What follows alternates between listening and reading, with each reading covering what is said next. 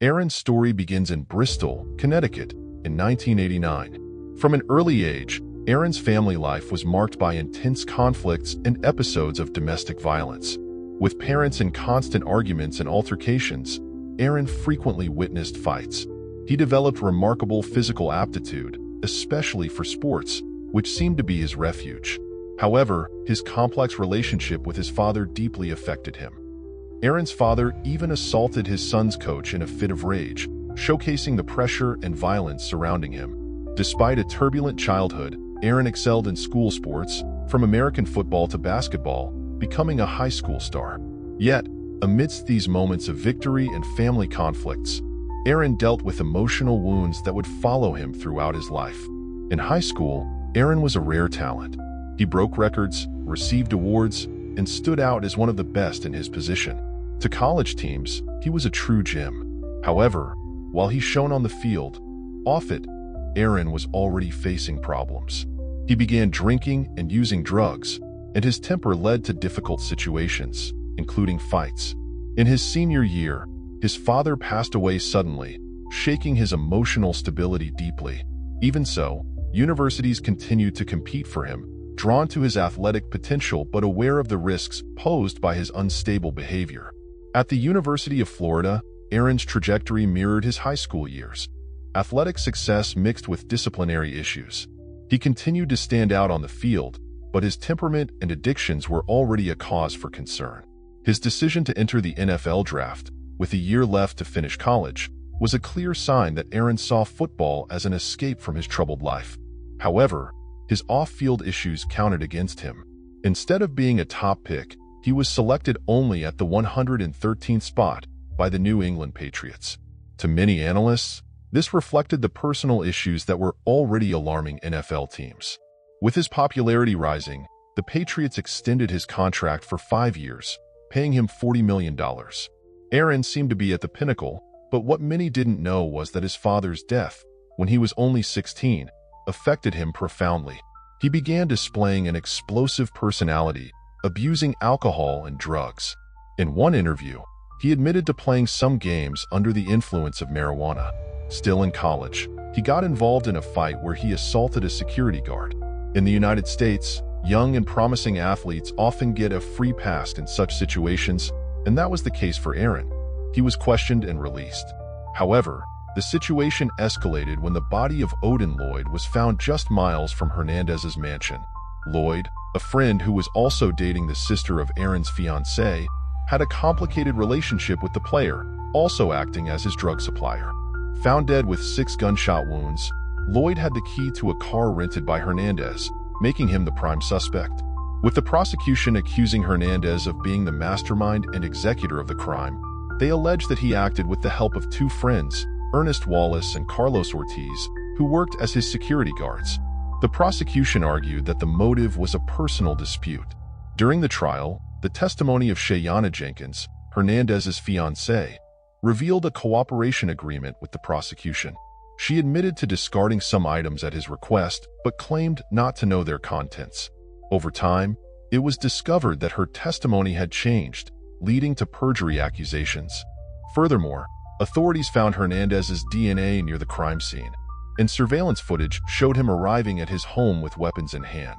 On June 26, 2013, just 9 days after the crime, Aaron was arrested.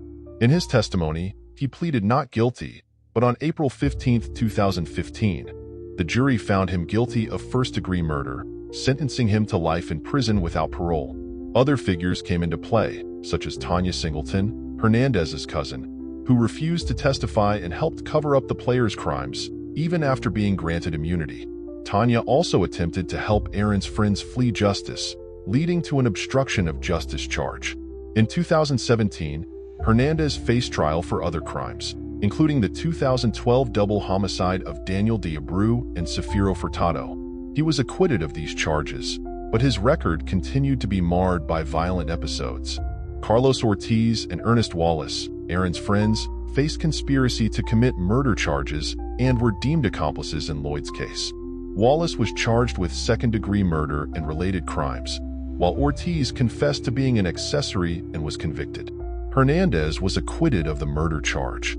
These convictions demonstrate that, while Ortiz and Wallace were directly involved in the events leading to Lloyd's murder, they were considered accomplices rather than the main perpetrators of the crime, with Aaron Hernandez being the principal accused and convicted of first-degree murder. Shortly after Hernandez's arrest was announced, his former team, the Patriots, offered fans the chance to exchange jerseys bearing the player's number and name for others, due to the case's publicity. Lines formed at stores across the United States as fans attempted to erase Hernandez's legacy with the team.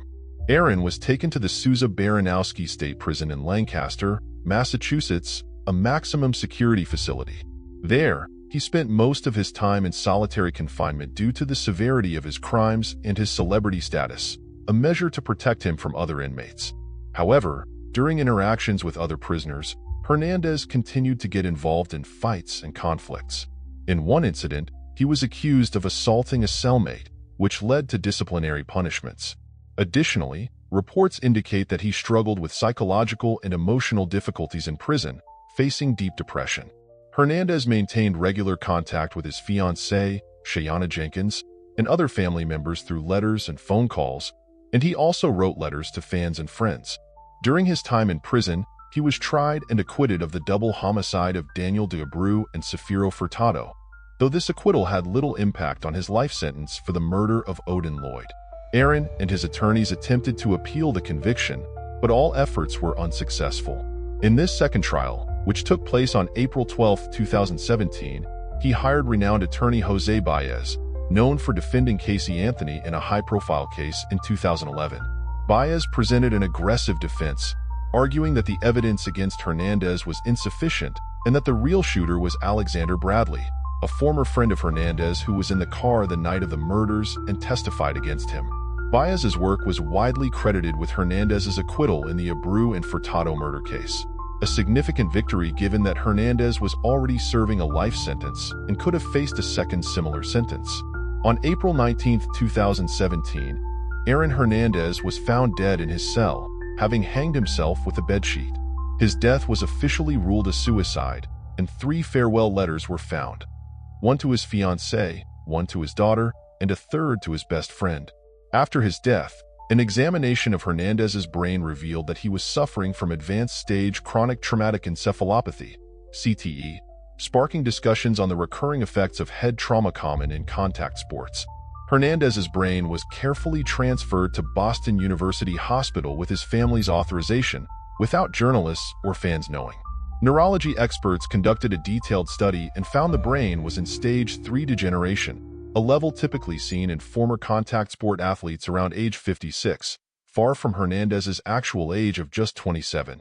Aaron Hernandez's life was widely covered in the media, including documentaries and books, and serves as a somber reminder of the challenges faced by professional athletes. His life and career, marked by extraordinary talent and a tragic downfall, offer a lesson on the importance of mental health, the impact of physical trauma, and the need for adequate support for those in the spotlight of professional sports.